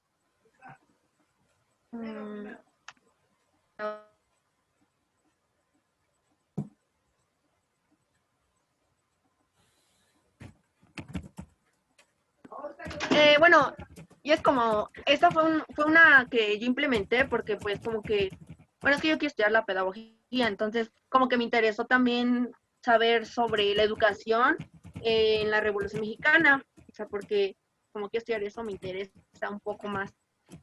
Bueno, durante el periodo de 1911 y 1934, las diversas propuestas y sucesos educativos que acontecieron en México se reflejan las supuestas ideas y de los movimientos revolucionarios que incidieron fuertemente en la constitución de las instituciones que gobernarían y controlarían el país. Se trató de un periodo muy complejo en el que la educación fue tema de debate y centro de disputa entre los diversos grupos políticos, populares y de manera muy trascendiente y religiosa. Este escrito pretende ser un hilo conductor hacia la comprensión de los intentos de tanta anhelada unificación del sistema educativo nacional. Según la convivencia de un Estado, se va consolidando como producto de la parte revolucionaria que mayor carga política tuvo, la de intelectuales y representantes políticos de clase media, lo cual cuestiona la idea de que la Revolución Mexicana representó a las fuerzas del pueblo campesino, pero finalmente continuó marginado. O sea que en ese tiempo, pues la educación no era muy buena, más que nada porque, o sea, para las clases altas, como los que tenían dinero, los patrones, los hacendados, ellos sí tenían una educación, pues más o menos mejor porque, pues, tenían el dinero como para tener un maestro que pudiera enseñarles bien. Y los campesinos, hijos de los campesinos, no, porque se dedicaban al campo, no tenían el dinero no para poder pagar una escuela o para poder tener una educación buena. Entonces, como que a ellos los tenían marginados, los tenían a un lado, o sea que no les ponían mucha atención. Y muchos eran analfabetas, no sabían leer, no sabían escribir, no sabían contar. Aunque, bueno, mi abuela me contó que su abuelo no sabía leer, pero era muy bueno en los números, sabía mucho, bueno, les ganaba hasta los del banco. Y me contó que su otro abuelo no sabía los números, pero sabía leer. Entonces, muchos por su parte, ellos, bueno, mi abuela me contó que muchos de ellos, la iglesia les enseñaba que se llamaba en ese tiempo el catecismo, que ahora nosotros es como lo que tomamos nos enseñan sobre la iglesia y todo eso. Y a ellos no, a ellos les enseñaban algunas cosas de la escuela, lo que más pudieran, lo importante, lo fundamental. Y no duraba mucho pero lo implementaba la iglesia. Profe, ¿me permite un tanto que me hablaron? Sí, La no llamada. te preocupes. No tardó. No te preocupes.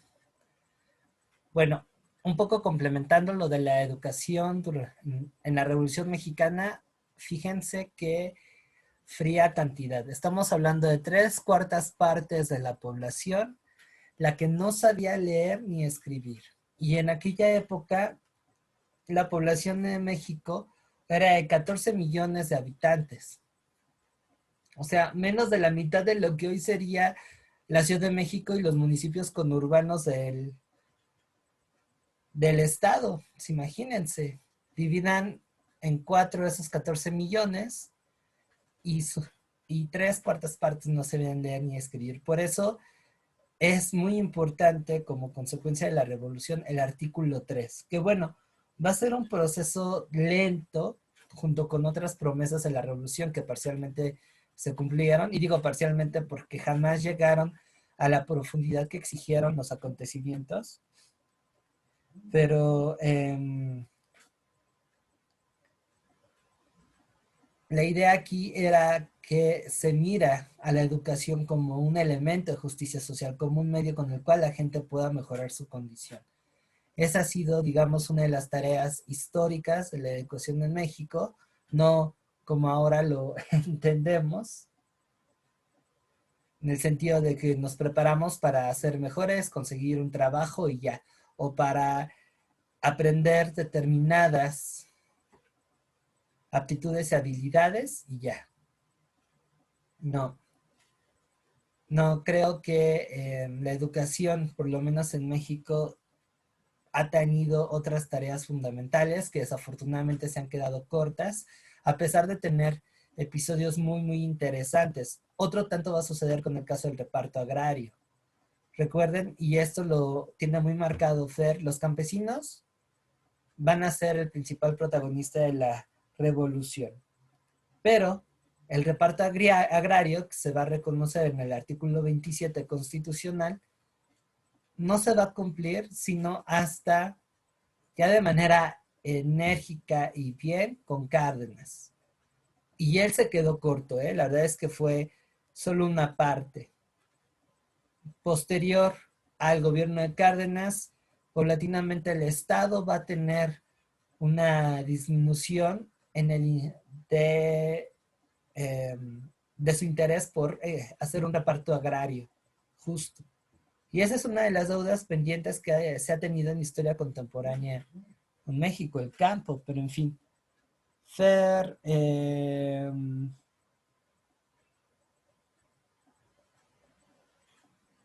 ¿cómo vas?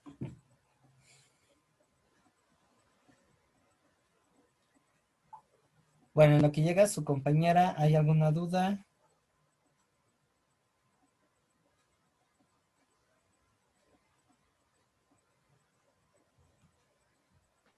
No, creo que no, todo bien.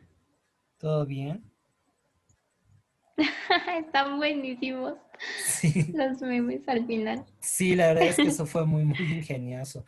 Y algo que rescato mucho de ambas exposiciones es que partieron de lo general, pero se dieron ese espacio de vincularlo con sus áreas de interés, que en el caso de Fernanda fue la educación, y en el caso de Ariadna fue la arquitectura, y eso es algo que me tocó ver por primera vez, lo cual lo felicito, fue ingenioso, y también el sentido del humor, ¿eh?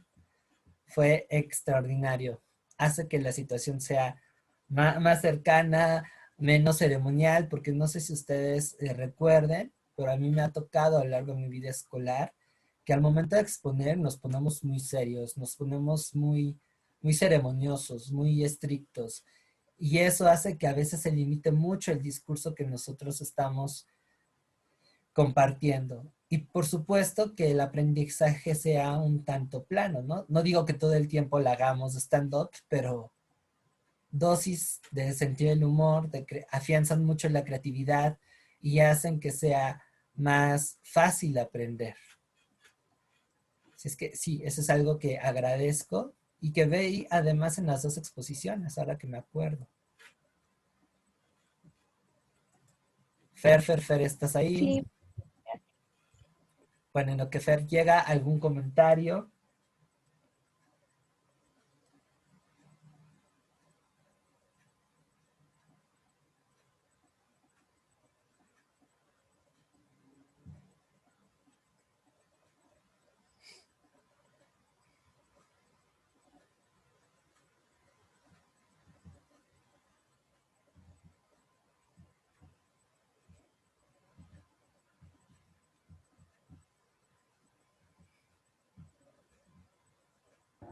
profe, entonces Sí. básicamente la Revolución Mexicana terminó con Álvaro Obregón presidente.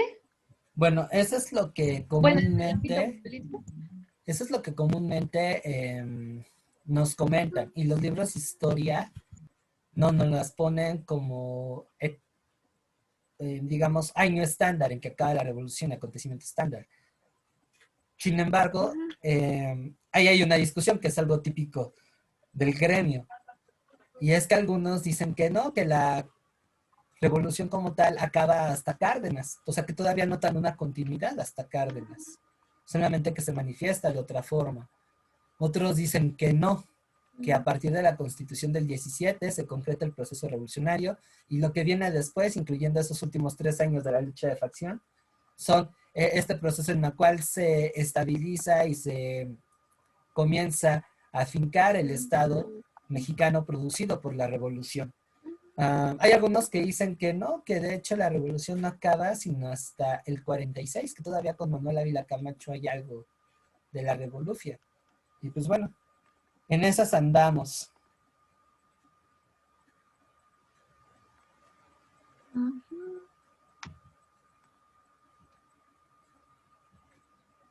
Me dio risa los memes que puse, profe.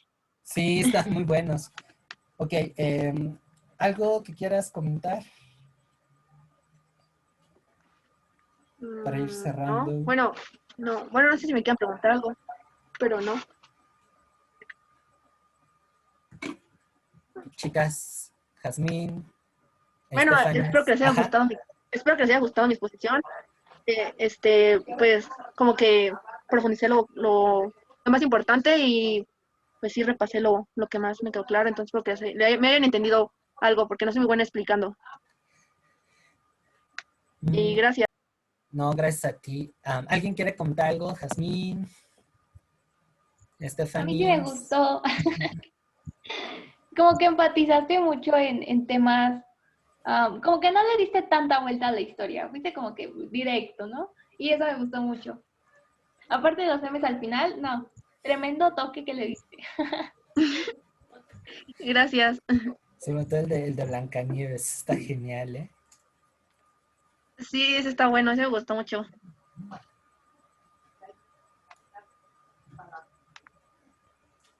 Pero pues, bueno. Yo les agradezco mucho a las dos el que se hayan aventado a exponer. Me quedo con un buen sabor de boca. Quizá por ahí lo único que hay que trabajar, pero bueno, es algo mínimo. En el caso de Ari, y digo, también ahí se me pasó porque no tuve tiempo de corregir de corregirlo en su momento, a pesar de que me lo enviaste luego. Ahí una disculpa, pero sí checar esos detallitos, esos anacronismos. Digo, no es algo por el cual diga, tu trabajo es chafa, no, por supuesto que no, me parece que fue un muy buen trabajo, se notó ahí la investigación, pero solamente esos detallitos de no confundir etapas históricas, ahora sí que de decir las cosas como son. También tuviste un buen manejo de escenarios, si estuviste nerviosa casi no se te notó. Y de hecho eso es lo que se trata, que ustedes expongan, que aprendan a domar los nervios, a incluso escuchar opiniones que tal vez sean contrastantes con lo que ustedes traen, generar un diálogo, pues, ¿no? Pero en general fue muy bueno. Creo que tienes madera para seguir exponiendo. Además, tu tono de voz engancha. Tienes un bonito tono de voz que hace que sea un plus, ¿vale? Y tu personalidad también se expresa a la hora de exponer muy suelta, muy tranquila, es muy amigable. En tu caso, Fer, sí te sentí un poquito más nerviosa, ahorita pues entiendo por qué. Al final este es un reto y te felicito que hayas tomado al toro por los cuernos. Poco a poco lo vas a ir dominando y más tú que te dedicas a la pedagogía, que te quieres dedicar a la pedagogía, y te lo digo por experiencia, ya sea en el ámbito escolar, no escolarizado, incluso en investigación, vas a tener que manejar un escenario. Así es que qué mejor que desde ahorita generes esas tablas. Lo que sí ahí pediría un poquito más, porque a ratos como que sí lo noté de ese modo. Y digo, es algo que, por ejemplo, también a mí me llega a pasar de vez en cuando, es darle un poquito más de orden a tu discurso, ¿sale? Porque por ahí me hiciste un par de saltos que sí me quedé de, espérame, como que no entendí. Pero yo entiendo que es producto de los nervios, no hay falla. Reitero, fue una exposición muy directa, cruda y sin censura, dirían por ahí, y está bien. También me gustó mucho que lo conectaras con tu área de interés, como ocurrió con esta Ari. Es la primera vez que me toca ver eso, lo cual pues es otro plus que nos compartieron, y sobre todo el sentido del humor. quizá a lo mejor eso no se vio al momento de explicar, porque evidentemente pues no es sencillo hablar en público y es algo que estás construyendo, pero esos memes, como bien lo comentó Ariadna, no tienen igual. ¿Sale? Entonces, van bien, van bien. Espero que no solamente esta labor haya muerto en el sentido del compromiso de la exposición, sino que hayan hecho sus respectivos apuntes para que les sirva a la hora de repasar en casa. ¿Sale? Y pues bueno, ya casi dando cierre a la sesión de hoy, pues les comento que el siguiente miércoles va a repetir esta Ariadna. Ya vimos quién es la que le gusta cantar cuando sale con sus amigas al karaoke. Y eso está padre. No. Es un deleite, la verdad. Y bueno, también tenemos otra ponente de lujo que va a ser Jocelyn, que sin duda por los temas vamos a tener por ahí un montón de contrastes y de puntos en común. Va a ser una sesión igual de agasajo, lo cual, bueno, a mí ya me tiene emocionado desde ahorita. Y comenzaríamos después de esto a cerrar el próximo viernes con los contenidos. ¡Ey! Muy bueno. Sí, y acá tenemos además una profesional que ya tiene tablas en esto de hablar en público. De verdad aprovechen los tips que les da Jocelyn. Es más, ya está, los voy a apuntar. Pero bueno, como les decía, el viernes estaríamos ya en lo que es la recta final de desarrollo de los contenidos, exposición. Si por ahí alguien se quiere rifar el México Contemporáneo, parte 1, parte 2, genial. Y bueno, nos iremos un poco más tranquis. Ok, ya nos vamos a poner de acuerdo ahorita por WhatsApp para ver cómo va. Y la próxima semana, o sea, de hoy en 8, vamos a tener su segunda evaluación. En caso de que acabemos o no acabemos el rollo del México Contemporáneo, pero tentativamente sería lunes o miércoles la segunda prueba de examen de Historia de México. Abarcaría desde Porfiriato hasta México Contemporáneo. Igual 20 preguntitas de opción múltiple, muy parecidos a lo que ustedes enfrentan en Pruébate, en sus guías de la UNAM, etcétera, etcétera.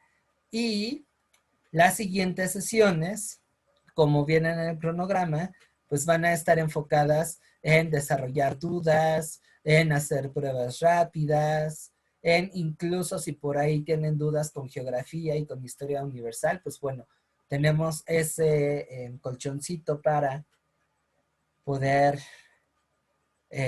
salir avantes de esa cuestión. Este curso tuvo la fortuna de tener esas sesiones plus que a veces creo yo son tan importantes como el desarrollo de temario. Y pues bueno, mantenerse alertas con lo que les dice la UNAM en cuanto a su proceso de selección. Esto estaba diseñado para acabar en la semana del examen. Pero bueno, parece ser que se va a aplazar. Yo estoy intuyendo eso. Entonces, en 15 días me gustaría platicar con ustedes, de acuerdo a sus necesidades y sus condiciones, si continuamos con el curso o en su defecto lo matamos. ¿Sale? Lo matamos en la tercera semana de febrero y ya ustedes por su cuenta repasen. No se olviden de las historias, por favor, más los área 3. ¿Vale? Entonces, bueno, eso es lo que va. En caso de que nos extendamos y yo los acompañas el día del examen, pues bueno, se van a manejar los mismos horarios, las mismas horas, los mismos precios. Y en ese sentido, pues lo que podríamos hacer es combinación de dudas con ejercicios, combinación dudas, ejercicios, tips de estudio. También si ustedes están desarrollando material y quieren que se los revise, bueno, ya vi cómo pueden compartir pantalla, perdón, entonces lo podemos hacer. O sea, no es tiempo perdido, ¿sale? Y quienes se integraron después, podría ser que en esas sesiones extras se dé la posibilidad de desarrollar algunos temas de historia universal, para que ahí también tengan tablas, ¿vale? Bueno, ¿Alguna duda, cuestión, preguntas que quieran comentar?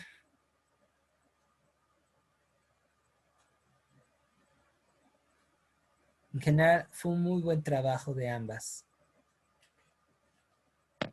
Pues creo que ya es todo. Ya tenemos hambre. No es cierto. Sí, ¿verdad? Sí, yo también tengo hambre, profe. Bueno, y yo voy a otra asesoría. Cuídense mucho, que tengan una excelente tarde y nos vemos el miércoles. Y los que me sigan en geografía, pues nos vemos a las 8. ¿Sale?